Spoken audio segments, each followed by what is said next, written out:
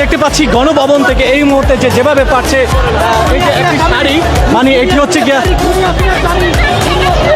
আমরা দেখতে পাচ্ছি একটি সোফা নিয়ে আসছে। শেখ হাসিনার গণভবন থেকে গাছ নিয়ে আইছি আমি।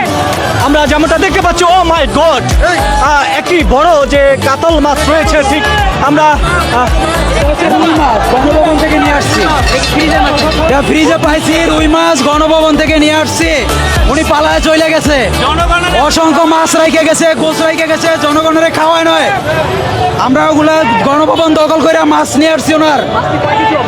এটা আনুমানিক 10 কেজি হবে। ইয়েস, এটা রুই মাছ।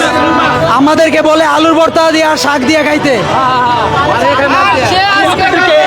একটি বিষয় যদি দেখাই, ছাত্র সমাজ অবশ্যই জিতছে।